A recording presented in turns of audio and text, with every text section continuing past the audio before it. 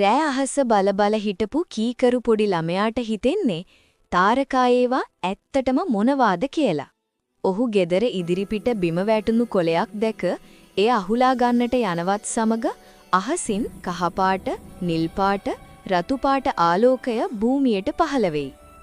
කීකරු ළමයා බයෙන් සහ පුදුමෙන් එතනට ඇවිත් බලනවා. හරිම ලස්සන හුරුබුහුටි මෘදු සිනහවකින් පේන කුඩා අභ්‍යවකාශ මිතුරෙක්, ලස්සනට දිලිසෙන ඇස්, ලස්සනට බැබලෙන ශරීරයක් ඇති එම අභ්‍යවකාශ මිතුරා කීකරුට අද්දිගු කරමින් ඔහුගේ නම සෝබි ලෙස පැවසුවා. සෝබි තමන්ගේ කුඩා ගෝල හැඩ දිලිසෙන අභ්‍යවකාශ යානයේ දොර විවෘත කරලා ළමයාට ඇතුල් වෙන්න කියා කියනවා. කීකරු සතුටින් නෙයි. යානය අහස වෙත උඩට යද්දී ගම, ගස්, දුඹුරු වලාකුළ, තාරකා එහා මෙහා ගමන් කරනවා.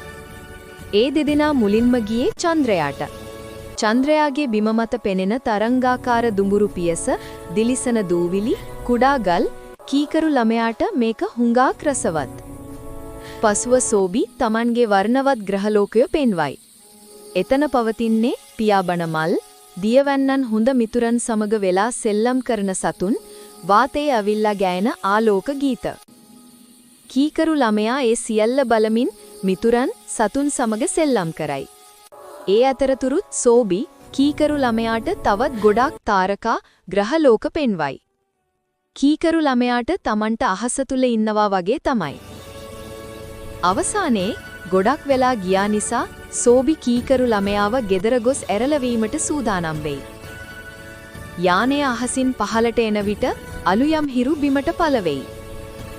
කීකරු ළමයා හඳේ කුහර ආලෝකයේ අතරේ තමන්ගේ ගෙදර ඉදිරිපිට බිමට නැවත පැමිණෙයි. සෝබි යන විට කීකරු ළමයාගේ අතට කුඩා වර්ණවත් බෝලයක් වගේ දිලිසෙන බීජයක් දෙයි. අද රාත්‍රියේ තාරකා ළමයාට පෙනෙන විට කීකරු ළමයා එය බිමට රෝපණය කළා.